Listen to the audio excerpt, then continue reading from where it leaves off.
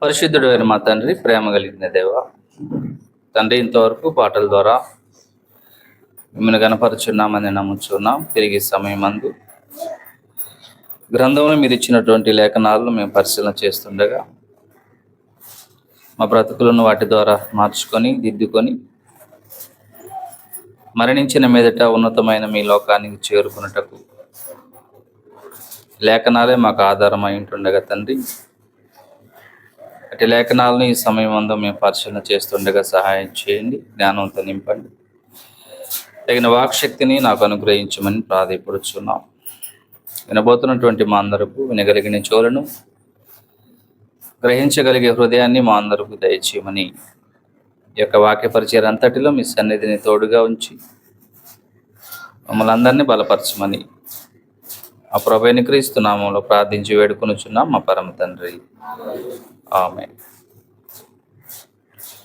ప్రియమైన దేవుని వారలారా, దేవుడు మనకు అనుగ్రహించినటువంటి ఈ యొక్క సమయాన్ని మనం చక్కగా సద్వినియోగపరుచుకుందాం. ఎందరో ఈ యొక్క సమయాలు దొరకనటువంటి ప్రాంతాలుగా, అనేక ప్రాంతాల్లో దేవుణ్ణి ఆరాధించడానికి, దేవుని మాటలు వినడానికి అవకాశం లేనటువంటి ప్రదేశాలుగా ఈ భూమి మీద మనం చూస్తున్నాం. గత 2 వారాల క్రితం కేరళ ప్రాంతంలో అనేకమైనటువంటి విపత్తులు, మరి ఇవన్నీ మీకు తెలుసో లేదో కానీ కేరళ ప్రాంతం అంతా వరదలతో కొట్టుకొని పోయింది. బీభత్సమైనటువంటి పరిస్థితి ఆ ప్రాంతాన్ని నెలకొలింది. ఎవరు కూడా తమ ఇళ్లలో సంతోషంగా నివాసం ఉండేటువంటి పరిస్థితి లేదు. ఏ క్షణాన ఏ కొండ ఇరిగి పడద్దో, ఏ పక్క నుంచి వరదలు వస్తాయో భయాందోళనతో ఇంట్లో ఉండక ఇంటి బయట భయపడుతూ నివాసం ఉండేటువంటి పరిస్థితి కేరళ ప్రదేశంలో. ఈ సమయంలో మన ఆంధ్ర రాష్ట్రంలో కాస్త కోస్తో చల్లగా ఉండాల్సినటువంటి ఈ ప్రదేశం కఠినమైన వెచ్చదనానికి లోనైపోయింది. భయంకరమైనటువంటి ఎండలు, అంటే వాతావరణం కూడా మనకి అనుకూలంగా లేదు, ప్రకృతి కూడా మనకి అనుకూలంగా వ్యవహరించడం లేదు. మనం ఒకసారి ఆలోచన చేయాలి, ఎందుకు వాతావరణం మనకు అనుకూలంగా లేదు, ప్రకృతి ఎందుకు మనకు సహకరించడం లేదు? ఎందుకంటే నిరంతరం దేవుని గురించి ఆలోచించేటువంటి ఒక వ్యక్తే దేవుని యొక్క సంగతుల్ని తెలుసుకోగలడు, పసిగట్టగలడు. అది మనం ఎలా చెప్పగలమంటే, మనకి పడమట భాగాన ఉన్నటువంటి, లేక ఇశ్రాయేలు దేశానికి తూర్పుగా ఉన్నటువంటి దేశాల్లో ఉన్నవారు ఆకాశంలో ఒక నక్షత్రాన్ని చూసి ఆ నక్షత్రాన్ని వెంబడి వెళ్ళి బాలుడుగా ఉన్నటువంటి యేసు ప్రభుని కలుసుకున్నటువంటి జ్ఞానవంతుల్ని మనం చూడొచ్చు గ్రంథంలో. అంటే ఒక నక్షత్రాన్ని వాళ్ళు చూశారట ఆ జ్ఞానవంతులు. తూర్పు దేశం నుంచి వచ్చినటువంటి జ్ఞానవంతులు అనేటువంటి, జ్ఞానులు అనేటువంటి మాట గ్రంథంలో మనం చూడొచ్చు. తూర్పు దేశంలో అంటే యెరూషలేముకి తూర్పు దేశంలో ఉన్నటువంటి జ్ఞానులు ఆకాశంలో ఉన్నటువంటి ఆకాశం యొక్క వైఖరిని ప్రతిదినం వాళ్ళు గుర్తిస్తున్నారు. ప్రకృతిని వాళ్ళు ఆలోచన చేస్తున్నారు, ప్రకృతిని గమనిస్తూ ఉన్నారు. ఆకాశంలో ఒక విచిత్రమైనటువంటి నక్షత్రం కనపడిందట. ఆ నక్షత్రము నడిచే నక్షత్రంగా కనపడిందట. ఆ నక్షత్రం వెంబడి వాళ్ళు వచ్చి తూర్పు దేశంలో ఉన్నటువంటి వారు పడమట దేశంలో ఉన్నటువంటి యెరూషలేము ప్రాంతానికి చేరుకున్నారు. అంటే ఆకాశంలో ఒక విచిత్రమైన నక్షత్రం కనపడిందని, ఆ నక్షత్రం నడిచేదిగా ఉందని, ఆ నక్షత్రాన్ని వెంబడ మనం పోతుంటే మనల్ని అది ఫాలో అవుతుంది, లేకపోతే అది మనకు దారి చూపిస్తుందని ఇంత ఆలోచన ఆ నక్షత్రం మీద ఈ మనుషులకి ఎందుకుంది? ఎందుకున్నది అంటే వాళ్ళు ఆ యొక్క విశ్వాన్ని లేకపోతే యొక్క ప్రకృతిని వాళ్ళు ఏం చేస్తున్నారంటే అధ్యయనం చేస్తున్నారు. ప్రతిదినం ప్రకృతిలో జరిగేటువంటి మార్పుల్ని వాళ్ళు అధ్యయనం చేస్తున్నారు. ప్రకృతిలో జరిగేటువంటి సందర్భాలని వాళ్ళు ఆలోచన చేస్తున్నారు. లేకపోతే ఆకాశంలో ఎన్నో నక్షత్రాలు ఉంటాయి కదా ఆకాశంలో. మరి ఎందుకు ఆ నక్షత్రాన్ని వెంబడి ఈ జ్ఞానవంతులు వెళ్ళారంటారు? ఆ నక్షత్రం వీళ్ళకి ఎలా కనిపించింది అంటే అది వెరైటీగా ఆ దినాన్ని వీళ్ళకి కనపడిందంటే దానికి ముందు రోజు వాళ్ళు ఏం చేస్తున్నారట? అంతరిక్షాన్ని వాళ్ళు పరిశీలనగా గమనిస్తున్నారు. ప్రకృతిని వాళ్ళు పరిశీలనగా గమనిస్తూ ఉన్నారు. కనుకనే వాళ్ళు జ్ఞానవంతులు, తూర్పు దేశపు జ్ఞానులు అనేటువంటి మాట గ్రంథంలో వారి నిమిత్తం రాయబడి ఉంది. ఇప్పుడు మనం కూడా ఆలోచన చేస్తే దేవుని జ్ఞానం కలిగినటువంటి మనుషులు, దేవుని ఉద్దేశానుసారంగా బ్రతికేటువంటి మనుషులు ప్రకృతికి మనకు సంబంధం ఉందని, ప్రకృతిని మన కొరకు దేవుడు కలిగించాడని, ప్రకృతిలో జరిగేటువంటి మార్పులను కూడా మనం గుర్తించాలని దేవుడు మనకు తెలియజేస్తున్నాడు. ఆ జ్ఞానం మనకు అవసరమైంది. ఎందుకు ఈ ఆగస్టు నెలలో విపరీతమైనటువంటి ఎండలు, మండిపోయే ఎండలు, మే జూన్ నెలలో ఉండాల్సినటువంటి ఎండలు మరి ఇప్పుడు ఎందుకున్నాయి? అనేక ప్రాంతాల్లో వర్షాలు వస్తున్నాయి, ఇంకొక ప్రాంతాల్లో వరదలు వస్తున్నాయి, మన ప్రాంతంలో ఏమో చినుకు లేకుండా పోయింది. ఇవన్నీ మనం ఆలోచించాల్సినటువంటి సందర్భమే. ఇవన్నీ మనం ఆలోచించి ఒక మంచి నిర్ణయానికి రావాల్సినటువంటి అవకాశమే ఇది. ఎందుకంటే ప్రకృతి దేవుడు తన ఆధీనంలో ఉంచుకొని ప్రకృతి ద్వారా తన పిల్లలకు బుద్ధి నేర్పుతున్నాడు, తన పిల్లలకు పాఠాలను నేర్పుతున్నాడు. ప్రకృతి ద్వారా సమస్తాన్ని తన పిల్లలకైనటువంటి మనకు ఆయన నేర్పిస్తూ ఉన్నాడు. ప్రకృతి ద్వారానే మనకు ఆహారం పెడుతున్నాడు, ప్రకృతి ద్వారానే మనకి పాఠాలను కూడా దేవుడు నేర్పిస్తూ ఉన్నాడు. కనుక దేవుని గురించినటువంటి ఆలోచన మనకి కాస్త కోస్తో ఉండాల్సినటువంటి అవసరం ఉందండి దేవుని పిల్లలుగా. ఒకవేళ లోకస్తులకి, లేకపోతే గ్రంథాన్ని ఎరగనటువంటి వారు, లేకపోతే క్రీస్తుని నమ్మనటువంటి వారు, దేవుణ్ణి ఆశ్రయించినటువంటి వారికి ఏమీ ఉండదు. వాళ్ళకి ఆ ఆలోచన అంటూ ఏమీ ఉండదండి. ప్రకృతిలో జరిగే మార్పుల గురించిన ఆలోచన ఉండదు, లేకపోతే ప్రకృతిలో జరుగుతున్నటువంటి వస్తున్నటువంటి ప్రమాదాల గురించి ఆలోచన ఉండదు. ఆ ఆలోచన ఏమీ ఉండదు. హఠాత్తుగా దుష్టులు, దుర్మార్గులు ఏమైపోతారంటే నాశనం అయిపోతారు. హఠాత్తుగా వారికి ఏమొస్తుందంట? నాశనము వారికి సంభవించును. ఎవరికంటే దేవుని జ్ఞానం లేని వాడికి, దేవుని యొక్క ఆలోచన లేని వాడికి. నోవాహు సుమారు 100 సంవత్సరాలు అక్కడ ఉన్నటువంటి వాళ్ళందరిని నమ్మించడానికి సకల విధాల ప్రయత్నం చేశాడు. సుమారు 100 సంవత్సరాలు ఓడను తయారు చేస్తూ, అయ్యా ఓడని తయారు చేయమని నాకు ఒక స్వరం వినపడింది. అది మామూలు స్వరం కాదు, నిజంగా మనల్ని పుట్టించినటువంటి ఆ దేవుని స్వరమే. కాబట్టి నేను ఆ దేవుని స్వరం అని నమ్ముతున్నాను. ఎందుకంటే ఆయన యొక్క ప్రమాదకరమైనటువంటి సూచన నాకు చెప్పాడు కాబట్టి అది ఖచ్చితంగా నేను నమ్ముతున్నాను, మీరందరూ కూడా నమ్మాల్సిందే అని నోవాహు 100 సంవత్సరాలు ఓడని తయారు చేసుకుంటూ వారికి మాటల్ని బోధిస్తే, 100 సంవత్సరాలు బోధించినా కూడా వారిలో ఒకరు కూడా ఆ మాటలు వారికి ఏమి లేవంట, ప్రయోజనకరంగా లేవు. ఒకరికి కూడా వారికి ప్రయోజనకరంగా లేవు. 100 సంవత్సరాలు దేవుని మాటలు నోవాహు ద్వారా వినిపించిన దేవుడు 100 సంవత్సరాలలో ఒక ఆత్మను కూడా, దేవుడు అనుకున్నది కాకుండా మరొక ఆత్మను కూడా అతను ఓడలో రక్షించేటువంటి పరిస్థితి లేకుండా పోయింది. దేని చేత?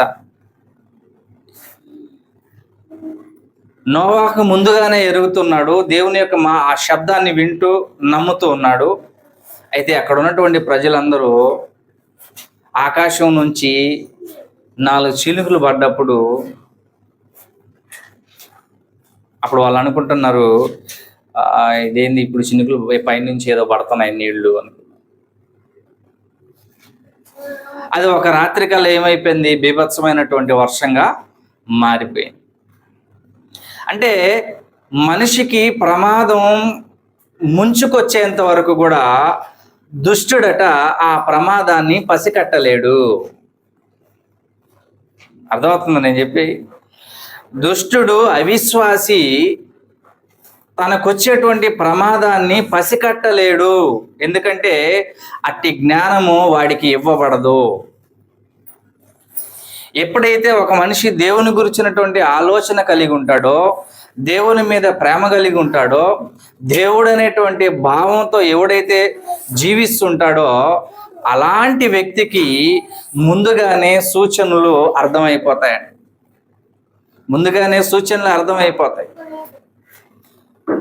ఇప్పుడు మనం ఎందుకు అనుకోవాలి, ఈ కాలంలో ఎందుకు బీభత్సమైనటువంటి ఎండలు ఎందుకు రావాలి అని మనం అనుకుంటున్నాం. అసలు దీని గురించిన ఆలోచన ఉందా? అనేక మందికి దీని గురించినటువంటి ఆలోచనలు ఉన్నాయా? ఎండలు కాస్తున్నాయంటే ఎండలు కాస్తున్నాయని అనుకుంటారే తప్ప దీనికి కారణం ఏంటి అనేటువంటి ఆలోచన ఎవరికైనా వస్తుందా? అయితే దేవుని యొక్క జ్ఞానాన్ని ఎరిగినటువంటి వాడు దాని గురించి ఆలోచించగలడు. నోవాహు కూడా మనలాగే ఏదో ఒక రూపం వచ్చి కనపడలేదు, కానీ కేవలం స్వరం మాత్రం విన్నాడు. ఇప్పుడు నేను ఎలా అయితే మాట్లాడుతుంటే మీకు వినపడుతుందో అలాంటి సాధారణమైనటువంటి ఒక స్వరము నోవాహు గారికి వినపడితే ఆ స్వరాన్ని బట్టి, ఆ మాటని బట్టి నోవాహు నమ్మడం అనేది జరిగింది. దేవుడు ఆకాశం నుంచి, అంటే నేను ఆకాశం నుంచి వర్షాన్ని కురిపిస్తున్నాను, ఇక్కడ ఉన్నటువంటి ఈ ప్రజలందరినీ నాశనం చేయబోతున్నాను, కాబట్టి నువ్వు ఒక ఓడని సిద్ధపరచుకో, 40 దినాలు ప్రచండమైనటువంటి వర్షాన్ని నేను కురిపించబోతున్నాను ఆకాశం నుంచి అని అన్నప్పుడు నోవాహు ఏమై ఉండాలంటే, ఆకాశం నుంచి వర్షం ఏందయ్యా అనుమానించి ఉండాలి, సందేహపడి ఉండాలి. కానీ నోవాహు అలా సందేహపడలేదు. నోవాహు ఏం చేయలేదంట, అలా సందేహపడలేదు. దేవుని విషయమై ఎవరు సందేహపడాల్సినటువంటి అవసరత లేదండి, అనుమానించాల్సినటువంటి అవసరత లేదు. ఎందుకంటే దేవుడు ఉన్నవాడు, దేవుడు సత్యవంతుడు, దేవుడు సర్వశక్తి కలిగిన వాడు, దేవుడు తను అనుకున్నది ఖచ్చితంగా నెరవేర్చగలిగినటువంటి సమర్థుడు. ఇంకా మనం అనుమానించాల్సిన అవసరం లేదు. నోవాహు ఒక ఖచ్చితమైన తూకం వేసుకున్నాడు, ఇది దేవుని స్వరమే, ఇది ఖచ్చితంగా నెరవేర్చబడద్ది, ఆ సమయానికి ఖచ్చితంగా నాతో మాట్లాడినటువంటి ఆ దేవుడు భూమి మీద వర్షాన్ని కురిపిస్తాడు. ఖచ్చితమైన తూకం వేసుకున్నాడు నోవాహు. ఎందుకో తెలుసా? వచ్చిన స్వరము అది పక్కింటోడో వెనకింటోడో ముందింటోడో మాట్లాడిన స్వరం కాదు. సాక్షాత్తు దేవాతి దేవుడు ఆకాశం నుంచి వినిపించినటువంటి స్వరం అది. ఇది దేవుని స్వరమే అని నోవాహు ఖచ్చితంగా నమ్మాడు, అనుమానించలేదు, సందేహపడలేదు.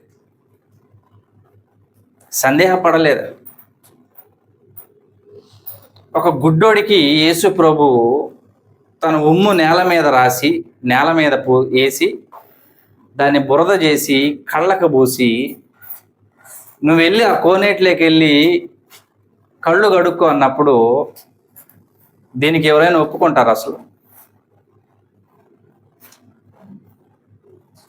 ఉమ్ము కంటికి రాసి కోనేట్లు పోయి కడుక్కుంటే ఏమొచ్చుద్దయ్యా అని అంటాం మనమైతే. ఒక గుడ్డోడికి ఏమీ లేదంటే ప్రభు మీద సందేహం లేదు. ప్రభు మీద ఏమీ లేదట, సందేహం లేదు. ప్రభు మీద అపనమ్మకం లేదు. ఖచ్చితంగా దావీదు కుమారుడు కదా, యేసు కదా, ఈయన దేవుని కుమారుడే. దేవుని కుమారుడు వచ్చినప్పుడు ఆయన చేత అనేకమైనటువంటి అద్భుతాలు, సూచక్రియలు, మహత్కార్యాలు ఈ భూమి మీద జరుగుతాయి కదా. వాడు గుడ్డివాడిగా బ్రతికిన ధర్మశాస్త్రంలో ఉన్నటువంటి సంగతులు వింటూ వచ్చాడు కాబట్టి ఇతడు దావీదు కుమారుడే కాబట్టి దేవుని కుమారుడు. ఇతను ఏది చెప్తే అది మనం చేస్తే ఖచ్చితంగా మనకేం జరుగుద్దంట, మనకి మేలే జరుగుద్ది తప్ప కీడు ఎంత మాత్రమును జరగదు. తన ఉమ్ము నేల మీద వేసి బురద చేసి ఆ బురదని కళ్ళ మీద పోసి సిలోయం అనే కోనేటి దగ్గరికి వెళ్ళి నువ్వు కడుక్కున్నప్పుడు ఏమాత్రం సందేహించకుండా ఆ గుడ్డివాడైనటువంటి వ్యక్తి ఆ కోనేటిలోకి వెళ్ళి ఆ కళ్ళను కడుక్కున్నప్పుడు అతడికి ఏం జరిగిందట, తాను విశ్వసించినటువంటి ప్రకారంగా అతడికి న్యాయం జరిగింది. తాను విశ్వసించిన ప్రకారంగా తనకు న్యాయం జరిగింది. ఇతను దావీదు కుమారుడు కాబట్టి యేసు దావీదు కుమారుడుగా పుట్టినటువంటి వాడు దేవుని కుమారుడు కాబట్టి దేవుని కుమారుడి చేత ఈ భూమి మీద అద్భుతాలు జరుగుతాయి, మహత్కార్యాలు జరుగుతాయి. ఎలాగైతే నమ్మాడో, విశ్వాసం ఉంచాడో, తాను విశ్వసించినటువంటి ప్రకారంగా ఆ గుడ్డివానికి ఏం దొరికిందట, మేలు దొరికింది. అలాగే ఒకవేళ సందేహపడి ఉంటే ఆ గుడ్డివాడికి కళ్ళు వస్తాయా? కళ్ళు రావు కదా. కనుక దేవుని పిల్లలారా, దేవుని విషయంలో మనం సందేహపడకుండా, దేవుని విషయంలో మనం అపనమ్మిక లేకుండా, దేవుని యందు పూర్ణ విశ్వాసముతో, పూర్ణ బలముతో, పూర్ణ నమ్మకముతో మనం ఆయనను సేవించాలి. ఆయనను మనము ఆరాధించు వారమై ఉన్నాం. పూర్ణ బలము, పూర్ణ విశ్వాసము. నీ విశ్వాసంలో మరికొంత దేని మీదైనా ఉంచడానికి అవకాశం లేదు. అండ్ వింటున్నారు, అర్థమవుతుందా మీకేమన్నా? నీ తండ్రి అయిన దేవుణ్ణి పూర్ణ విశ్వాసముతో, పూర్ణ బలముతో అని అంటున్నాడండి. పూర్ణ విశ్వాసము, పూర్ణ బలము అంటే నీ విశ్వాసంలో ఇంకేమైనా గ్యాప్ ఉండకూడదు, లేకపోతే నీ విశ్వాసంలో మరెవరికైనా కొద్దిగా స్థలం అనేది ఉండకూడదు. పూర్ణ విశ్వాసము, పూర్ణ బలము, పూర్ణ నమ్మిక నీ తండ్రి అయిన దేవుని పట్ల నీకుండాలి. ఒక గుడ్డివాడికి అలాగే ఉండాలి. ఎందుకంటే మనం సందేహపడినప్పుడు మనకేం జరుగుద్దంటే మనం పేతురు వలె నీట మునిగిపోతాం. ఆలోచించండి, పేతురు వలె నీట మునిగిపోతాం. అర్ధరాత్రి పూట యేసు ప్రభు 4వ జామున ఆయన సముద్రం మీద నడిచి వస్తా ఉన్నాడట.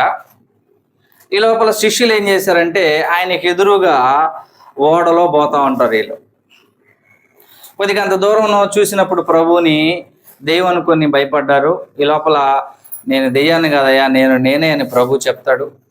అలా ప్రభు చెప్పిన తర్వాత అందులో పేతురు ఏమంటాడంటే, ప్రభువా నువ్వే అయితే నీలాగా నేను కూడా నీటి మీద నడిచే శక్తి నాకు ఇవ్వని మరి పేతురు అడిగినప్పుడు అప్పుడు యేసు ప్రభు దిగిరా అంటాడు. ఏమంటాడు? దిగి నడిచిరా. ఎప్పుడైతే పేతురు నీళ్ల మీద కాలు పెట్టాడో నీళ్లు ఎలా ఉన్నాయట? నేలలాగున్నాయి. 2 అడుగులు వేస్తున్నాడు, 4 అడుగులు వేస్తూ వచ్చాడు. ఈ లోపల పేతురు యొక్క స్టామినా ఏందో కనుక్కోవాలనుకున్నాడు ప్రభు. పేతురుకున్నటువంటి విశ్వాస బలం ఏంటో కనుక్కోవాలనుకున్నాడు ప్రభు. అప్పుడు సముద్రం మీద కొంచెం గాలి, అలలు ఎక్కువ అయ్యేటట్టుగా ఆయన చేశాడు. ఎప్పుడైతే అలా చేశాడో పేతురు ఆ గాలిని, ఆ అలలను చూసి ఏమైపోయాడు? భయపడుతున్నాడు. ఎప్పుడైతే పేతురు ఆ యొక్క బలమైన గాలిని, అలలను చూసి భయపడుతూ ఉన్నాడో, భయం ఎప్పుడైతే ఆయన భయపడుతున్నాడో ఆయన నీళ్ళలోకి మునిగిపోతాడు.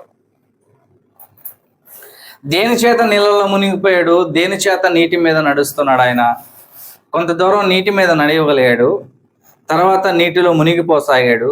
దేనిని బట్టి ఆయన నీటి మీద నడవగలిగాడంటే విశ్వాసమును బట్టి నీటి మీద నడిచాడు. అయితే మరి అల్ప విశ్వాసంతో ఆయన నీట మునిగిపోతాడు. విశ్వాసము, అల్ప విశ్వాసము, సందేహపడుట, ఇవన్నీ దేవుని దగ్గర చెల్లుబాటు కానిటువంటి పరిస్థితి అండి. అల్ప విశ్వాసిగా నువ్వు ఉండకూడదు. నువ్వు విశ్వాసివా? నువ్వు దేవుణ్ణి ఆరాధిస్తున్నావా? పూర్ణ మనస్సుతో, పూర్ణ బలముతో నీ తండ్రి అయిన దేవుణ్ణి నువ్వు ప్రేమించు, నువ్వు ఆరాధించు. పూర్ణంగా ఉండాలంట. హృదయం అనేటువంటి ఆ స్థానంలో సంపూర్ణంగా, పూర్తిగా నువ్వు ఎవరికి స్థానం ఇవ్వాలి అని అంటే, ఇదిగో నీవు కొలిచే నీ దేవునికి స్థానం ఇవ్వాలి. మనం ఏం చేస్తామంటే మన హృదయంలో అన్నిటికీ స్థానం ఇస్తాం. చూద్దాం ఆ మాటలు ఎంత బాగుంటాయో ఒకసారి. వేటికి ఎన్నిటికి స్థానం ఇస్తాయో ఒకసారి మనం చూద్దాం. రోమాపత్రిక 1వ అధ్యాయము. మన హృదయంలో వేటికి స్థానం ఇస్తామో, దేనికి మనం స్థానం ఇవ్వమో ఒకసారి మనం చదువుదాం. దేవుడు తన గ్రంథంలో మన కొరకు రాయించాడు. రోమపత్రిక 1వ అధ్యాయం 28వ వచనం నుంచి 32వ వచనం వరకు మనం చదువుదాం. రోమపత్రిక 1వ అధ్యాయం 28వ వచనం నుంచి మనము మన మనస్సులో లేక మన హృదయంలో ఎక్కువ దేనికి స్థానం ఇస్తాము, దేనికి స్థానం ఇవ్వము అనేటువంటి విషయాన్ని మనకు దేవుడు తెలియజేస్తున్నాడు. ఒకసారి మనం చదువుదాం. మరియు వారు తమ మనస్సులో దేవునికి చోటియ నొల్లకపోయిరి గనుక. ఎవరికి చోటు ఇవ్వట్లేదంట? దేవునికి తమ మనస్సులో చోటియ నొల్లకపోయిరి గనుక చేయరాని కార్యములు చేయుటకు దేవుడు భ్రష్ట మనసుకు వారిని అప్పగించెను. అట్టివారు సమస్తమైన దుర్నీతి చేతను, లెక్క పెట్టుకోండి, దుర్నీతి చేతను, దుష్టత్వము చేతను, లోభము చేతను, ఈర్ష్య చేతను నిండుకొని మత్సరము, నరహత్య, కలహము, కపటము, వైర్యమనే వాటితో నిండిన వారై కొండ్రెగాండును, అపవాదకులను, దేవద్వేషులను, హింసకులను, అహంకారులను, బింకములాడువారును, చెడ్డవాటిని కల్పించువారును, తల్లిదండ్రులకు అవిధేయులను, అవివేకులను, మాట తప్పువారును, అనురాగరహితులను, నిర్దయులైరి. ఇట్టి కార్యములు అభ్యసించువారు మరణముకు తగిన వారని దేవుని న్యాయ విధిని వారు బాగుగా ఎరిగియుండి వాటినే చేయుచున్నారు. అంటే తమ మనస్సులో ఎన్నిటికి చోటు ఇచ్చారట? ఇక్కడ తమ మనసు నిండా దేవునికి చోటు ఇవ్వాల్సింది పోయి మనిషి ఆ మనసులో వేటికి చోటు ఇస్తున్నాడంట? ఎన్నో, ఇవన్నీ లెక్క పెట్టాలంటే ఎన్నో వస్తాయో, 15 వస్తాయో 20 వస్తాయో. వీటన్నిటికీ స్థానం ఉంటుందంట.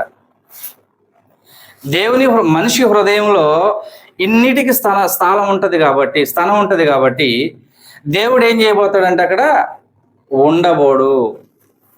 కానీ సంపూర్తిగా మన హృదయములో దేవునికి మాత్రమే స్థానం ఇవ్వాల్సినటువంటి పరిస్థితి ఉంటే ఆ దేవునిని పక్కన పెట్టి ఇన్ని రకాలైనటువంటి వాటికి మన హృదయంలో స్థానాన్ని కల్పించకూడదు. ఇవన్నీ మన హృదయంలో ఉండేయంట. కానీ ఉండాల్సింది ఒకే ఒక్కడు. ఎవరట? ఉండాల్సింది ఒకే ఒక్కడు. ఆయన నిన్ను నన్ను పుట్టించినటువంటి దేవుడు.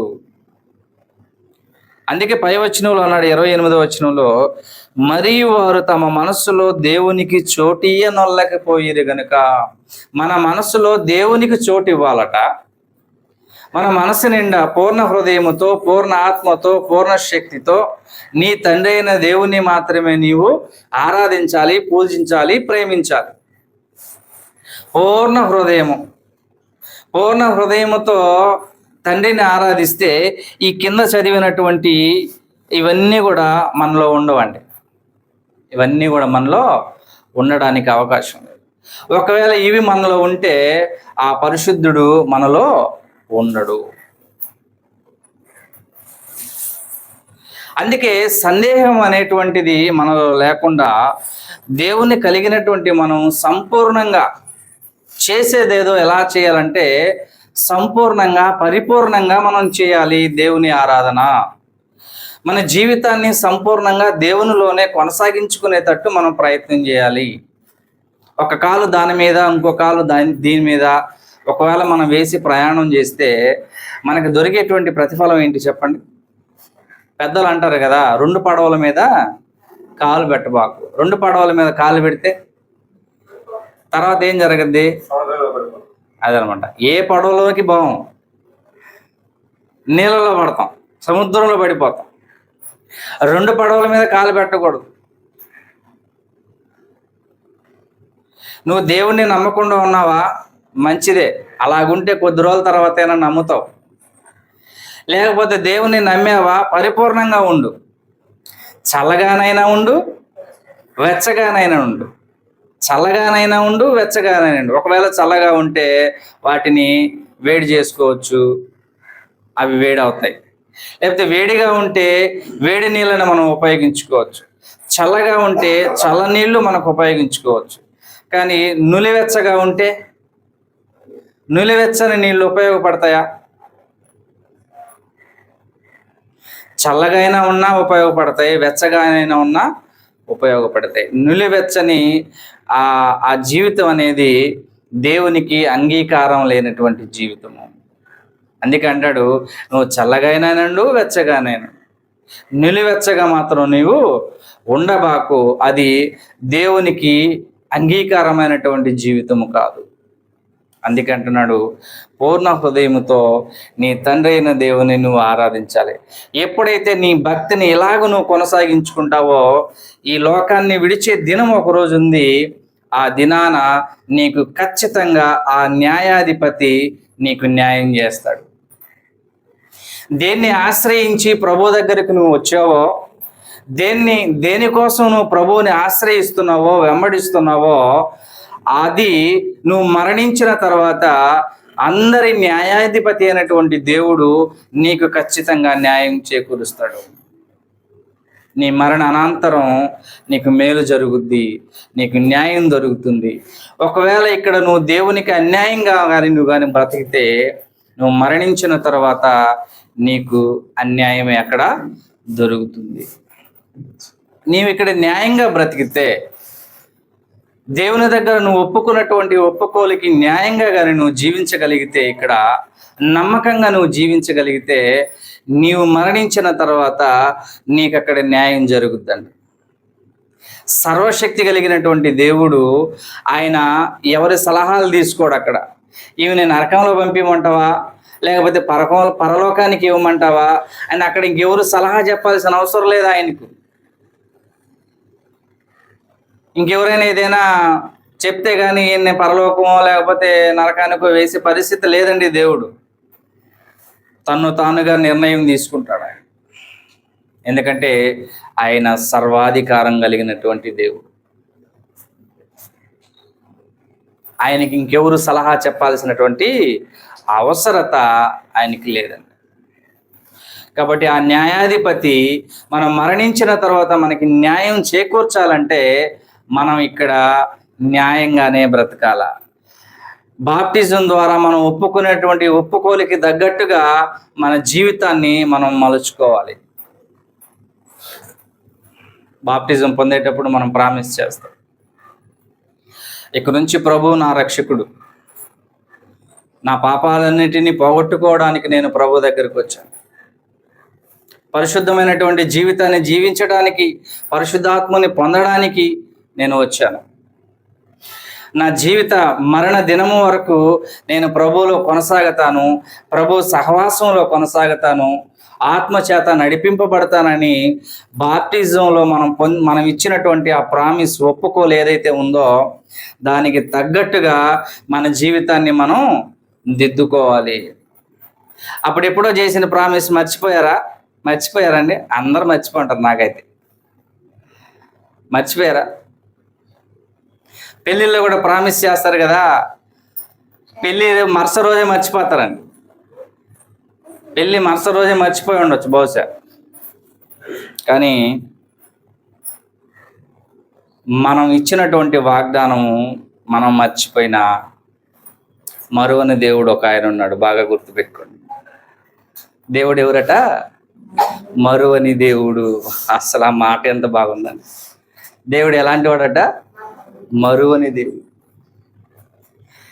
నువ్వు మరిచినా నిన్ను మరువని దేవుడు, ఏది మర్చిపోని దేవుడు.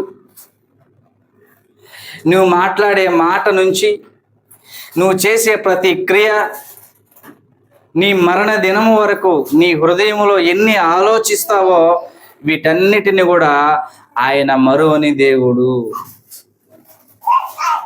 నిన్నేం కోరంటే మనం చెప్పలేం. నిన్నటి దాకేందుకు, ఉదయం తినింది ఇప్పుడు అడిగితే చెప్పలేరు. కానీ దేవుడు నువ్వు 10 ఏళ్ల క్రితం ఏం చేసావో, 20 సంవత్సరాల క్రితం ఏం చేసావో, నీ లైఫ్ టైం ఏమేం చేసావో మొత్తాన్ని ఏం చేస్తాడంటే ఆయన గుర్తుంచుకున్నటువంటి బలమైన దేవుడు, మరువని దేవుడు. మరొకటం తెలుసా? సాటి లేని దేవుడు. ఎవరట దేవుడు? సాటి లేని దేవుడు. నిజంగా ఆ మాటలు అప్పుడప్పుడు, అంటే రాత్రిపూట ఆలోచిస్తుంటే పనుకునేటప్పుడు అంత ఆనందం వస్తుంటుంది. దేవుడు ఇలాంటి వాడా? మరువని దేవుడు, మాట తప్పని దేవుడు, నీతి స్వరూపుడైన దేవుడు, సర్వశక్తి కలిగిన దేవుడు. ఇవన్నీ ఆలోచిస్తుంటే ఆ దేవుడు ఇలాంటి వాడా?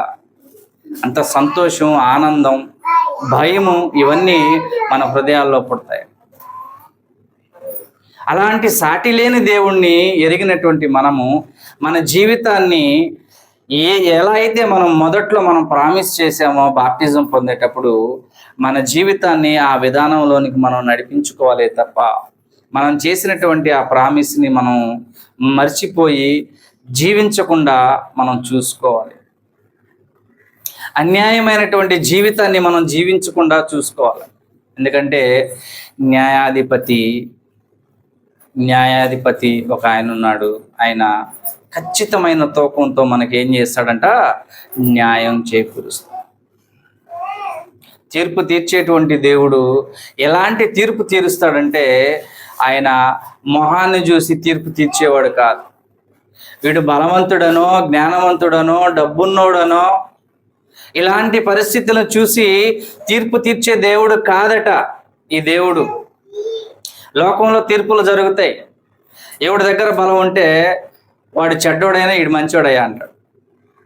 వీడు అవినీతిపరుడైనా అయ్యా వీడు నీతిమంతుడా, వీడు ఏ తప్పు చేయలేదని అంటది లోకం. ఎందుకంటే వాడికున్న బలము, వాడికున్న డబ్బు. కానీ దేవుడు అలాంటి వాడు కాదు. దేవుడు అలాంటి తీర్పు తీర్చేవాడు కాదు. ఆయన ఖచ్చితమైన తూకంతో మనిషిని తీర్పు తీర్చేటువంటి వాడు. ధనవంతుడిని తీసుకుపోయి ఎక్కడ పడేసాడండి? ధనవంతుడిని నరకంలో పడేలా. భూమి మీద ధనవంతుడై బహుసుఖం అనుభవిస్తూ మంచి లగ్జరీ జీవితాన్ని జీవిస్తూ అందరిలో పేరు పొందిన వాడై గొప్పగా రథాల మీద, గుర్రాల మీద పూటకి దుస్తులు మారుస్తూ లగ్జరీ జీవితాన్ని జీవించినటువంటి ఆ ధనవంతుడు చచ్చాక వాడిని తీసుకుపోయి ఏమాత్రం లెక్క చేయకుండా తీసుకుపోయి దేవుడు ఎక్కడేసాడంట? నరకంలో పడేసాడు. ఎందుకు పడేయాలి? ధనవంతుడు కదా, పేరున్నాడు కదా, ఈయన్ని తీసుకుపోయి ఎందుకు నరకంలో వేయాలి? దేవుడి దగ్గర ఎన్ని చెల్లుబాటు కావు. దేవుడు వాటిని చూసేవాడు కాదు, జీవితాన్ని చూస్తాడు దేవుడు. లాజరు కురుపులతో భయంకరమైన జీవితాన్ని శారీరకంగా జీవించాడు. అయితే ఆత్మీయంగా దేవునికి ఇష్టమైన జీవితాన్ని జీవించాడు లాజరు. భూమి మీద కురుపులతో భయంకరమైనటువంటి రోగంతో బ్రతికినటువంటి లాజరు చచ్చిపోతే ఆయన ఎక్కడ తీసుకుపోయి పెట్టుకున్నాడట? అబ్రహాము రొమ్మును పెట్టుకున్నాడు. బాగా వినాలి మీరు, మీకు అర్థమైతే ధన్యులండి, లేకపోతే మీకంటే ఇంకా నేనేం చెప్పలేను. భూమి మీద అతి హీనమైనటువంటి బ్రతుకు, ఒళ్ళంతా కురుపులతో, ఆ కురుపులు కుక్కలు వచ్చి నాకుతూ అలాంటి దుర్భరమైనటువంటి జీవితాన్ని జీవించినటువంటి లాజరు చచ్చిపోయిన తర్వాత అతన్ని తీసుకొని పోయి ఎక్కడ పెట్టుకున్నాడంట దేవుడు? అబ్రహాం రొమ్మున పెట్టుకున్నాడంట. భూమి మీద మంచి జీవితాన్ని జీవిస్తూ, అందమైన జీవితాన్ని జీవిస్తూ, రకరకాలైన సోపులు, రకరకాలైన సెంట్లు, లేకపోతే రకరకాలైనటువంటి పానుపుల మీద పడుకున్నటువంటి ధనవంతుడు చచ్చాక తీసుకుపోయి పొయ్యిలో పడేసాడు. ఎక్కడ పడేసాడంట? నరకంలో పడేసాడు. దేన్ని చూసేవాడట దేవుడు? దేన్ని చూసేవాడట? జీవితాన్ని చూసేవాడు, బ్రతుకును చూసేవాడు దేవుడు. నీ శరీరాన్ని చూసేవాడు కాదు, నీ బలాన్ని చూసేవాడు కాదు, నీ అందాన్ని చూసేవాడు కాదు, నీ డబ్బును చూసినవాడు కాదు దేవుడు. నీ జీవితాన్ని చూస్తాడు. నీ హృదయంలో దేవునికి ఏమాత్రం స్థానం ఉందో దాన్ని చూసేటువంటి వాడు. దుర్భర జీవితాన్ని, అసహ్యకరమైనటువంటి జీవితాన్ని అనుభవించినటువంటి లాజరును తీసుకుపోయి అబ్రహాం రొమ్మును పెట్టుకుంటే, అందమైన జీవితాన్ని ఈ లోకంలో జీవించినటువంటి ధనవంతుడిని తీసుకుపోయి ఎక్కడేసాడట? నరకంలో పడేశాడు కదండి. అంటే దేనిని బట్టి చూస్తున్నాడు దేవుడు అంటే మన జీవితాన్ని బట్టి చూస్తున్నాడే తప్ప మన యొక్క స్థితిగతులని దేవుడు చూసేటువంటి వాడు కాదు. అలాంటి దేవుణ్ణి వెంబడిస్తున్నటువంటి మనము ఒక మంచి స్వాస్యాన్ని దేవుడు తన కుమారుడైన క్రీస్తు ద్వారా ప్రపంచ మానవ జాతికి ఇవ్వాలనుకున్నాడు. ఆ స్వాస్యము నిత్య స్వాస్యము.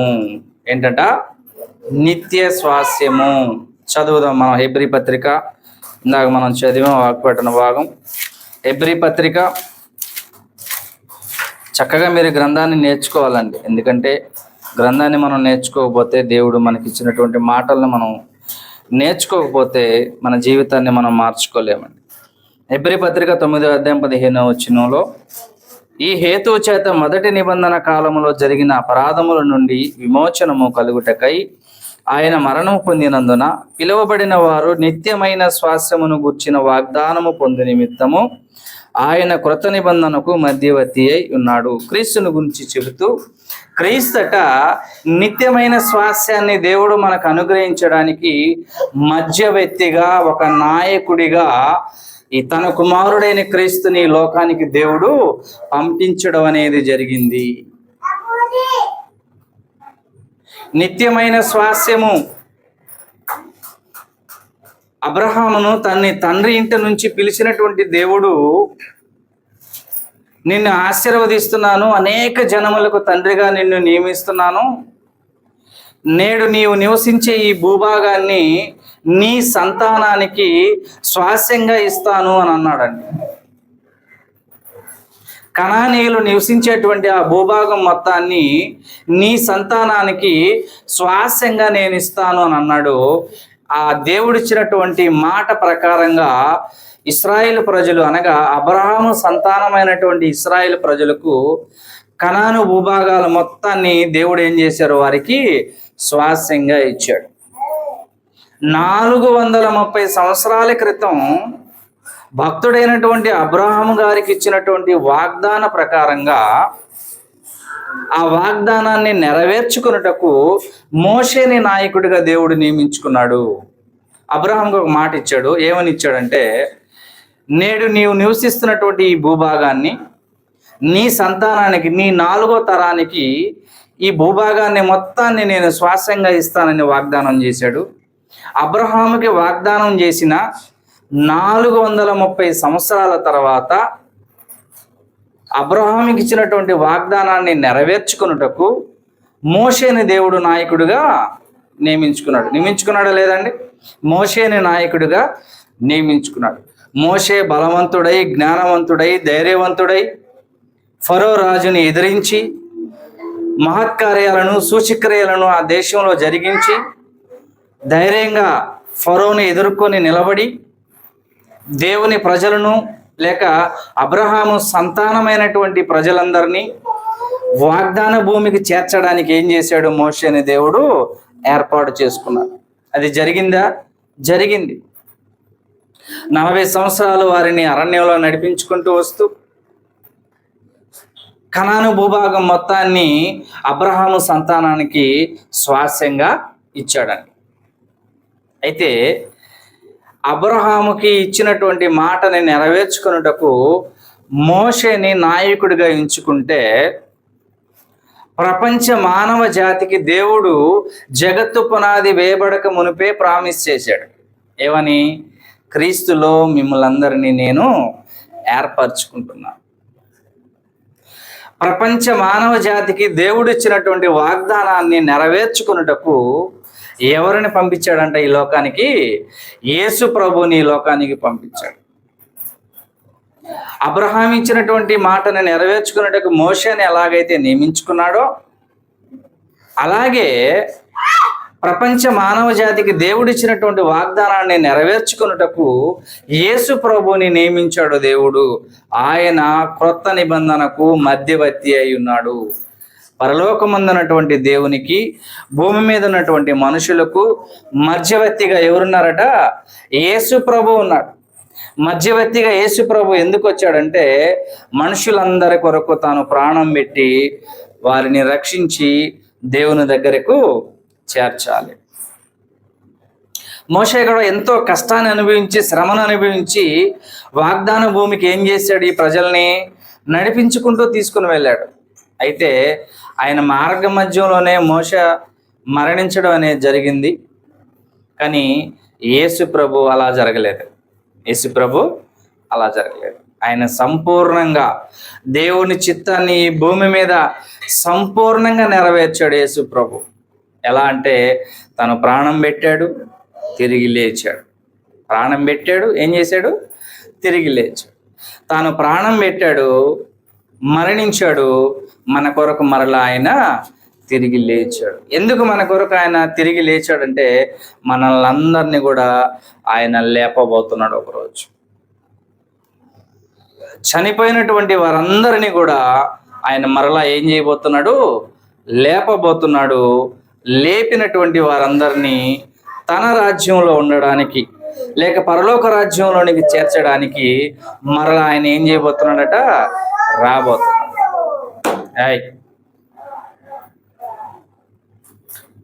మరలా ఆయన రెండవసారి వచ్చి మరణించినటువంటి వారందరినీ తిరిగి లేపి తండ్రికి అప్పగించడానికి ఆయన రెండోసారి రాబోతున్నాడు.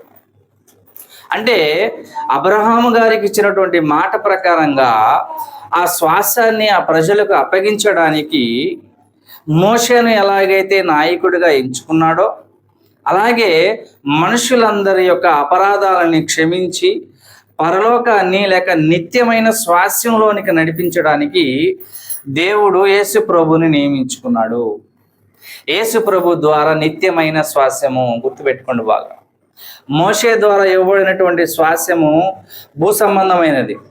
అంటే ఇశ్రాయేలీలు, కనాను ప్రదేశాలన్నీ ఇశ్రాయేలు ప్రజలకు స్వాస్యంగా ఇవ్వబడ్డాయి. అది స్థిరమైనటువంటి స్వాస్యము కాదు, నిత్యమైన స్వాస్యము కాదు. అయితే క్రీస్తు ద్వారా దేవుడు మనకు అనుగ్రహించేటువంటి స్వాస్యము నిత్యమైన స్వాస్యము, ఎటర్నల్ ప్లానింగ్. అది ఎటర్నల్ లైఫ్, అది శాశ్వతమైనటువంటి జీవితం. అది నాశనం అయిపోయేటువంటి జీవితం కాదది, నిత్యమైనటువంటి స్వాస్యము, ఎప్పుడు ఉండేటువంటి ఆ యొక్క ప్రదేశము, పరలోక ప్రదేశం, పరలోక రాజ్యము. అందుకే అబ్రహాం గారు కూడా ఆ విషయాన్ని ముందుగా ఎరిగిన వాడే ఒక మాటని అక్కడ మాట్లాడడం జరుగుద్ది. ఎబ్రీ పత్రిక 11వ అధ్యాయం 13వ వచనం నుంచి మనం చదువుదాం. వీరందరూ ఆ వాగ్దానం ఫలము అనుభవింపకపోయినను దూరము నుండి చూచి వందనము చేసి తాము భూమి మీద పరదేశములను యాత్రికులమునై ఉన్నామని ఒప్పుకొని విశ్వాసం గలవారై మృతి పొందిరి. ఇలాగూ చెప్పువారు తమ స్వదేశమును వెతుకుచున్నామని విషదపరచుచున్నారు కారా. వారు ఏ దేశము నుండి వచ్చిరో ఆ దేశమును జ్ఞాపకమందుంచుకున్న ఎడల మరలా వెళ్ళుటకు వారికి వీలు కలిగి ఉండును. అయితే వారు మరి శ్రేష్టమైన దేశము అనగా పరలోక సంబంధమైన దేశమును కోరుచున్నారు. ఏ దేశాన్ని కోరుకుంటున్నారట? అబ్రహాం గారికి ముందే తెలిసిపోయిందండి. అబ్రహాం గారికి ముందే ఎలా తెలిసిపోయిందంటే ఈ లోకం అశాశ్వతమైనదని ఆయన గ్రహించగలిగాడు కాబట్టి శాశ్వతమైనటువంటి లోకం ఒకటి ఉంది, అది దేవుడు నివసించేటువంటి లోకము. ఆ లోకానికి మనమంతా మరణించిన తర్వాత వెళ్ళాల్సినటువంటి అవసరం ఉంది. కాబట్టి దేవుడు ఉండేటువంటి లోకమే పరలోక రాజ్యము, దేవుడు ఉండేటువంటి లోకమే నిత్య స్వాస్యము. అదే నిత్య స్వాస్యము, పరలోక దేశము, పరలోక రాజ్యము, నిత్య స్వాస్యము. ఎందుకంటే దేవుడు ఎప్పుడు ఉండేవాడు, దేవుడు ఉండేటువంటి లోకం ఆయనతో పాటు ఎప్పుడు ఉండేది. కాబట్టి అలాంటి నిత్య స్వాస్యములోనికి మనల్ని అందరినీ క్రీస్తు ద్వారా దేవుడు ఏం చేయాలనుకున్నాడంట? నడిపించాలనుకున్నాడు. ఎందరైతే క్రీస్తుని వెంబడిస్తారో, ఎందరైతే క్రీస్తు యొక్క సహవాసంలో కొనసాగుతారో వాళ్ళందరికీ నిత్య జీవము దొరుకుతుంది. నిత్య జీవం దొరుకుతుందంట. ఎంత గొప్ప విషయం అండి. క్రీస్తు ద్వారానే మనకి నిత్య జీవం, క్రీస్తు ద్వారానే మనకి నిత్య స్వాస్యము. నిత్య జీవం అన్నా, నిత్య స్వాస్యం అన్నా, పరలోక రాజ్యం అన్నా ఇవన్నీ కూడా ఒకటే. ఆ నిత్య స్వాస్యంలోనికి మనం వెళ్ళేటువంటి ప్రయత్నమే ఇప్పుడు మనం చేస్తున్నటువంటి ఈ ప్రయత్నం. ఎందుకు మనం ప్రతి ఆదివారం ఆరాధనగా కూడుకుంటున్నాం? మానక మనం ఎందుకు కూడుకుంటున్నాం? ఎందుకు మనం తండ్రి అయిన దేవుణ్ణి మనం ఆరాధించాలి? ఎందుకు మనం ఆత్మతో సత్యముతో మనం ఆరాధించాలి? ఎందుకు ఎల్లప్పుడూ మనం పరిశుద్ధాత్మ పూర్ణమై జీవించాలి? ఎందుకు జీవించాలి అంటే ఆత్మచేతనే మనం నడిపింపబడాలి పరలోక రాజ్యాన్ని. క్రీస్తు ప్రభు ద్వారా మనకు అనుగ్రహించినటువంటి పరిశుద్ధాత్మని ద్వారానే మనం విమోచింపబడాలి. పరిశుద్ధాత్మని ద్వారానే నిత్య స్వాస్యాన్ని మనం పొందబోతున్నాం. అది యేసుక్రీస్తు ద్వారా.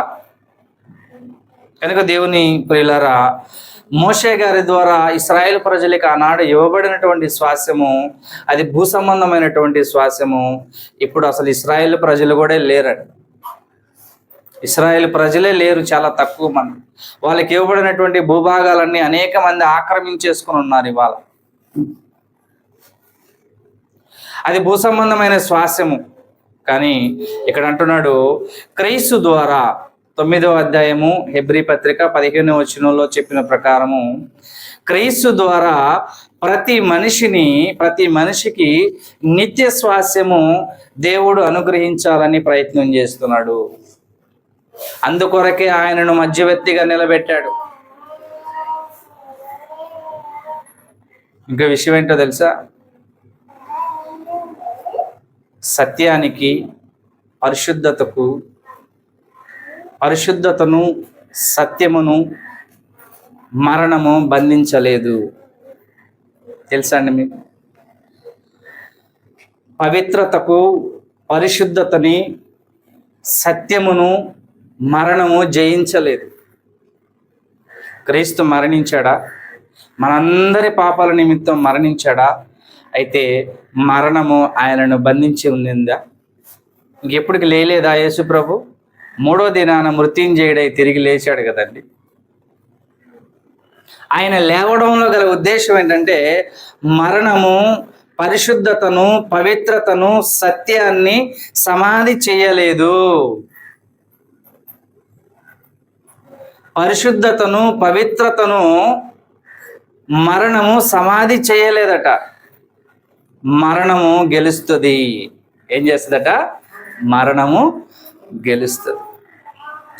పాపము క్రీస్తుని చంపితే ఆయన జీవితం ఏదైతే ఉందో పరిశుద్ధమైనటువంటి జీవితము, ఆ జీవితము 3వ దినాన ఆయన ఏం చేసిందట? తిరిగి లేపింది. అదండి విషయం. మనందరి పాపము ఆయనను చంపితే ఆయన జీవించినటువంటి పవిత్రమైన పరిశుద్ధమైనటువంటి జీవితము 3వ దినాన ఆయన్ని తిరిగి ఏం చేసిందట? లేపగలిగింది. మరణము ఆయనను బంధించి ఉండుట అసాధ్యము. ఎందుకు అసాధ్యము అంటే ఆయన జీవితము అలాంటి జీవితము గనుక. పవిత్రుడు, పరిశుద్ధుడు, నిష్కల్మషుడు యేసుప్రభు. అలాంటి జీవితం జీవించినటువంటి క్రీస్తు మన పాపాల నిమిత్తమై మరణిస్తే అలాగే సమాధిలో కుళ్ళిపోలేదు. అబ్రహాము చనిపోయాడు, సమాధిలో కుళ్ళిపోయాడు. దావీదు చనిపోయాడు, కుళ్ళిపోయాడు సమాధిలో. మోషే గారు చనిపోయారు, ఆయన కుళ్ళిపట్టిపోయారు. కానీ యేసు ప్రభువు చనిపోయాడు, కానీ ఆయన సమాధిలో ఏం కాలేదట? కుళ్ళు పట్టలేదు. ఎందుకు కుళ్ళు పట్టలేదు అంటే ఆయన జీవించినటువంటి జీవితము అలాంటి జీవితము గనుక. అలాంటి పరిశుద్ధమైన జీవితాన్ని ఒకడు జీవిస్తే, అందుకే యేసు ప్రభు అంటాడు, నన్ను వెంబడించిన వాడు మరణించినా తిరిగి లేస్తాడు, తిరిగి లేస్తే మళ్ళీ ఇంకెప్పటికీ మరణించాడు. మరణం లేదు వాడికి అంటున్నాడు. నన్ను వెంబడించిన వాడికి, నా మాటలు గైకున్న వాడికి మరణం లేదు అంటున్నాడు. యేసు ప్రభుని తిరిగి లేపింది ఏంటంటే తన జీవితం, పవిత్రమైన తన జీవితం, పరిశుద్ధమైనటువంటి తన జీవితమే మూడో దినాన తిరిగి మళ్ళా ఆయనను లేపగలిగింది. మనందరికి ఆనవాళ్ళు మిగిల్చిపోయాడండి యేసు ప్రభు. చచ్చిపోయిన వాళ్ళందరూ చచ్చిపోయి సమాధిలో ఉండిపోరు, మరలా మృత్యుంజయులై అందరూ పునరుద్ధానము చెందుతారు. పాపం చేసిన వారు తీర్పు పునరుద్ధానము అంటే నరక శిక్షను అనుభవించడానికి, నీతిమంతులుగా ప్రభు యొక్క మార్గంలో జీవించి మరణించినటువంటి వారు జీవ పునరుద్ధానం చెందుతారు అంటున్నాడు.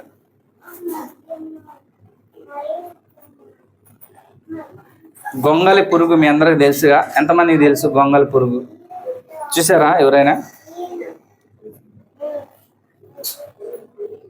గొంగలి పురుగుగా ఉన్నప్పుడు సహజంగా దాన్ని మనం పట్టుకోవాలంటే పట్టుకోలేము, అదంతా అసహ్యంగా ఉంటుంది. దాన్ని మనం చంపినా కూడా అందులో నుంచి ఆ పచ్చగా పొస్సురు అదంతా వస్తుంది, అది అసహ్యంగా ఉంటుంది. అయితే ఒకరోజు ఏం జరుగుద్దంటే, గొంగలి పురుగుగా ఉన్నటువంటి తన జీవితం ఒకరోజు ముగిస్తుంది. నడుస్తూ నడుస్తూ నడుస్తూ వెళ్ళి ఒక దిక్కడ అలాగే పడుకోబద్ది.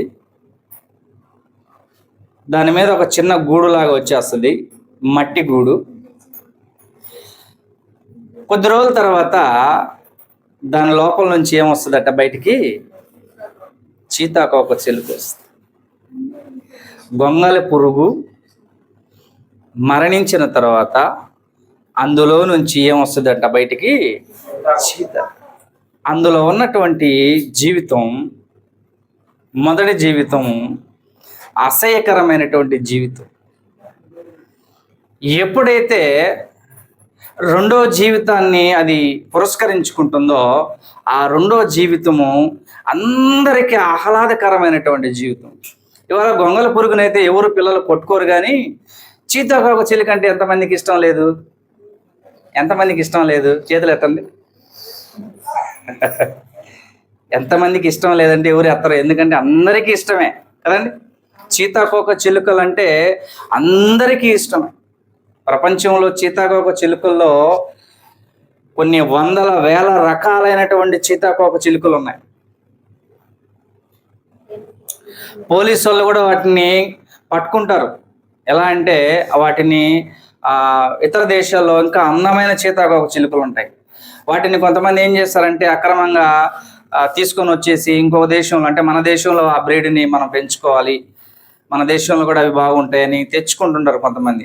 వాటిని కూడా ఏం చేస్తారంటే అధికారులు ఖండిస్తారు. వాటికి చాలా విలువ ఉంది, అవి చాలా అందమైనవి. ప్రకృతిలో అవి ఉండడం అనేది చాలా ప్రయోజనకరంగా ఉంటాయి. అందమైన జీవితం, ఎగిరే జీవితము, ఉన్నతమైన జీవితము. ఒక గొంగలి పురుగు చనిపోయిన తర్వాత అది రెండవ జన్మగా సీతాకోక చిలుక అనేటువంటి మళ్ళా బ్రతుకునది కొనసాగిస్తుంది. ఈరోజు క్రీస్తులో మరణించినటువంటి మనము, బాప్టిజం ద్వారా మరణించినటువంటి మనము, బాప్టిజం అనంతరం మన జీవితం ఎలా ఉండాలంటే సీతాకోక లాంటి అందమైన జీవితము, ఆహ్లాదకరమైనటువంటి జీవితము, అందరూ మెచ్చుకొని ఇష్టపడేటువంటి మంచి జీవితాన్ని ప్రతి మనిషి జీవించాలని దేవుడు కొన్నిటిని అలా ఉంచాడండి మన ప్రకృతిలో. వాటిని చూస్తూ మనం నేర్చుకోవాలి కొన్ని పాఠాలు. ఒక విత్తనాన్ని చూసి మనిషి ఒక పాఠాన్ని నేర్చుకోవాలి. ఒక చెట్టును చూసి మనిషి ఒక పాఠాన్ని నేర్చుకోవాలి. ఇలాగ దేవుడు మనందరి యొక్క ప్రయోజనము నిమిత్తము ఇలాగ ప్రకృతిని మనకి ఉంచడం అనేది జరిగింది. కనుక దేవుని పిల్లలారా, క్రీస్తు ద్వారా దేవుడు మనకు అనుగ్రహించేటువంటి స్వాస్యము నిత్య స్వాస్యము. బాగా గుర్తుపెట్టుకోండి, నిత్య స్వాస్యము. భూ సంబంధమైనటువంటి స్వాస్యము కొద్ది రోజులే ఉంటుందండి, కొద్ది రోజులే ఉంటుంది. ఇశ్రాయేలు ప్రజలకి కనాను ప్రాంతం అంతా ఇచ్చాడు దేవుడు. మరి ఈరోజు ఆ కనాను ప్రాంతంలో ఆ ఇశ్రాయేలు ప్రజలే లేరు, అసలు చాలా తక్కువ మంది ఉన్నారు. ఒకప్పుడు కనాను 7 జాతుల వారిని దేవుడు అనగదు కొట్టేసి ఆ ప్రాంతం మొత్తాన్ని ఇచ్చేసాడు. కొన్ని లక్షల మంది ఉంటే ఈరోజు చాలా తక్కువ మంది ఇశ్రాయేలు ప్రజలు ఉన్నారు. మరి భూభాగం కూడా అంతా తగ్గిపోయి కొంత భూభాగం మాత్రమే మిగిలిపోయి, మిగిలిన భూభాగాలన్నీ అనేక మంది జాతులు వారు ఆక్రమించేసుకున్నారు, వారి మీద యుద్ధాలు చేసి. అది మోషే ద్వారా ఇశ్రాయేలు ప్రజలకి అబ్రహాం ద్వారా ఇచ్చినటువంటి స్వాస్యము, అది నిత్య స్వాస్యము కాదు. ఈరోజు యేసు ప్రభు ద్వారా మనందరికి దేవుడు ఇవ్వాలనుకున్నటువంటి స్వాస్యము నిత్య స్వాస్యము. అదే పరలోక రాజ్యము, నిత్య జీవము. మరి ఆ స్వాస్యాన్ని మనం పొందడానికి ప్రయాసపడాలి కదా. ఆ స్వాస్యాన్ని పొందడానికి మనం ప్రయాసపడాలి కదా. ఊరికినే రాదండి స్వాస్యం, ఊరికినే స్వాస్యము రాదు, కష్టపడాలి. దేవుని మాట ప్రకారంగా మనం జీవించడానికి మనకు అనేకమైనటువంటి శ్రమలు, అనేక కష్టాలు, వీటిని మనం అనుభవిస్తేనే ఆ నిత్యమైనటువంటి స్వాస్యములోనికి మనం వెళ్తాం. యేసు ప్రభు దేవుని కుమారుడై ఉన్నా కూడా ఆయన ఈ భూమి మీద అనేకమైనటువంటి శ్రమలు ఆయన అనుభవించాడు. శ్రమలు లేకుండా కాదు, కానీ శ్రమలు అనుభవించిన మీదటే ఆయన పునరుద్ధానం చెందగలిగాడు. ఈరోజు మనందరికీ ఏ శ్రమ లేకుండా, ఏ జీవితం లేకుండా మనం నిత్య స్వాస్యాన్ని దేవుడు ఇవ్వాలనుకుంటే ఎలా ఇస్తాడండి? ఆలోచించాలి. మన బ్రతుకుని మనం సరి చేసుకోవాలి కదా. మన జీవితాన్ని క్రీస్తుకి అనుగుణంగా మనం మార్చుకోవాలి కదా. క్రీస్తు దగ్గర మనం నిలబడినప్పుడు క్రీస్తు వలె సువాసన మనం కూడా వెదజల్లాలి కదా. అదేదీ లేకుండా మన జీవితాన్ని లోకంలో ఇష్టానుసారంగా మనం జీవిస్తూ మరణించిన తర్వాత నాకు స్వాస్యం ఇవ్వవా అనంటే దేవుడు ఎలా ఇస్తాడండి? ఆలోచించండి. ఎంతకాలం బ్రతికామన్నది కాదు, కానీ ఎలా బ్రతికామన్నది చాలా ఇంపార్టెంట్. ఎంతకాలమైనా బ్రతకొచ్చు, అంతకాలమైనా బ్రతకొచ్చు. అబ్రహాం 175 సంవత్సరాలు బతికితే యేసు ప్రభు 33.5 సంవత్సరాలే బతికాడు. అబ్రహాము 175 సంవత్సరాలు బతికితే యేసు ప్రభు 33.5 సంవత్సరాలే బతికాడు. కానీ యేసు ప్రభు మరణిస్తే తిరిగి లేచాడు, అబ్రహాం చనిపోతే మళ్ళా లేలేదు. అది తేడా. అబ్రహాం మరణిస్తే మళ్ళా లేలేదు, కానీ శారీరకం గురించి నేను చెప్తున్నా. కానీ యేసు ప్రభు మరణిస్తే మరలా ఆయన తిరిగి లేవగలిగాడు. ఎందుకంటే ఆయన సత్యవంతుడు, ఆయన పరిశుద్ధుడు, ఆయన పవిత్రుడు. అలాంటి వ్యక్తిని మరణం, పాపం బంధించి ఉండలేదు. మనం కూడా మన జీవితాన్ని మనం ప్రభు యొక్క మార్గంలో మనం చక్కగా కొనసాగించుకోవడానికి మనం ప్రయత్నం చేయాలి. ఏదో మనం నామకార్థంగా మనం బ్రతికేమంటే, ఒకవేళ నామకార్థంగా మనం బ్రతికితే మనం మోసపోతాం. అందుకే గ్రంథంలో ఒక మాట అంటాడు, మిమ్మల్ని మీరు మోసపుచ్చుకొనకుండా ఏం చేసుకుంటున్నామంట?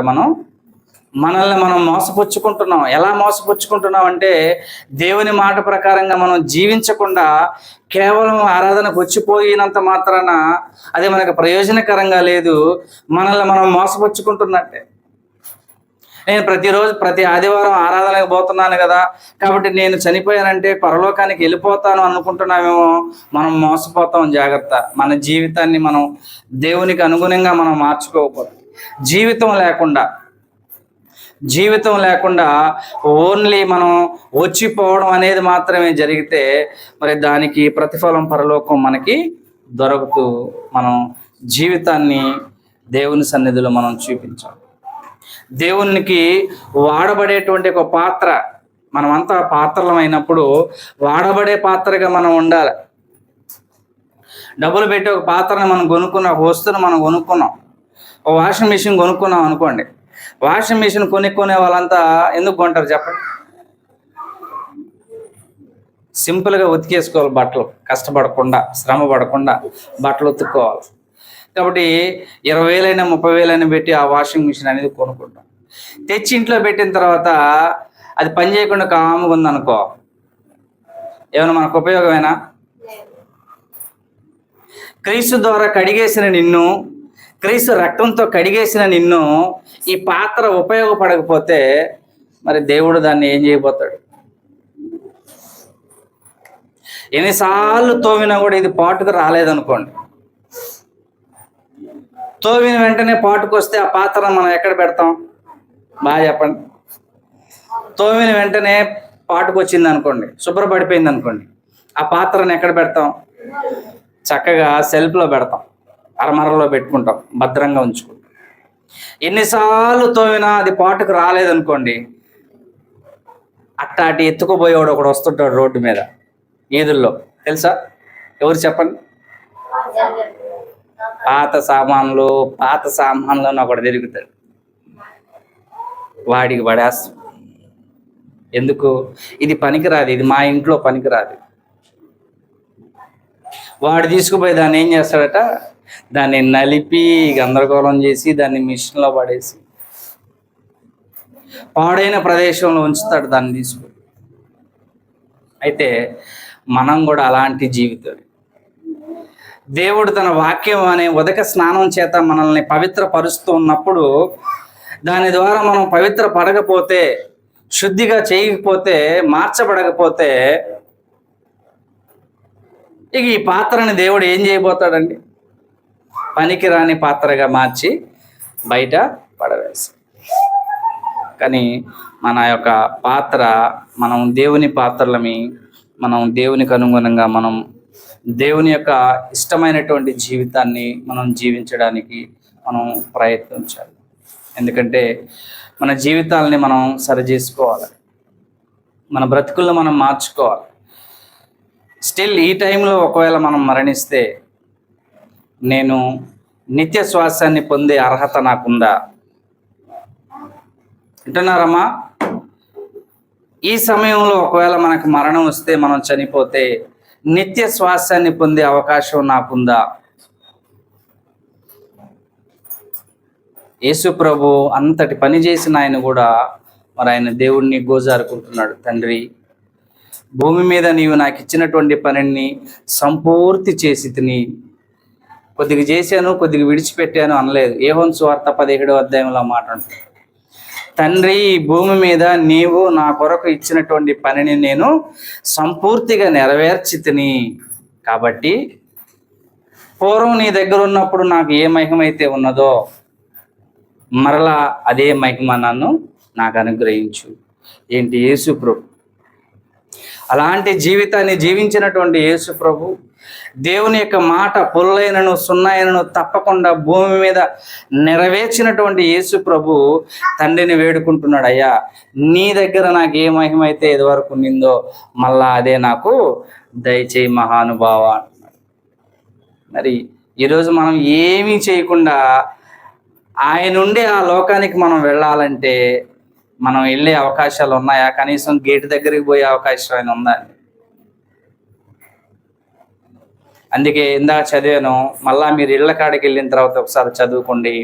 రోమపత్రిక 1వ అధ్యాయము 28వ వచనం నుంచి, వారు తమ మనసులో దేవునికి చోటీయనొల్లకపోయేది కనుక చేయరాని కార్యాలన్నీ చేయడానికి దేవుడు వాళ్ళని ఏం చేశాడట? భ్రష్ట మనసుకి అప్పగించేసి. భ్రష్ట మనసులో అనేక రకాలైనటువంటి ఆలోచనలు ఉంటాయి. ఆ ఆలోచనలతో ఆ మనిషి నాశనానికి వెళ్ళిపోతాడు.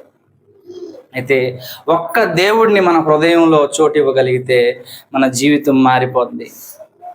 మన జీవితం ఉన్నతమైన స్థితిలోనికి వెళ్ళిపోద్ది. కాబట్టి అలాగ మనం ప్రయత్నం చేద్దాం. నామకార్థంగా మనం జీవించకుండా ఒక గొప్ప విశ్వాసుల్లాగా దేవుని యందు భయభక్తులు కలిగినటువంటి జీవితాన్ని మనం జీవించడానికి మనం ప్రయత్నం చేద్దాం. ఇంతవరకు ఈ మాటలు విన్నందుకు క్రీస్తు ప్రభు పేట మీ అందరికీ వందనాలు తెలియజేసుకుంటూ నేను ముగిస్తున్నాను. అందరికీ వందనాలు.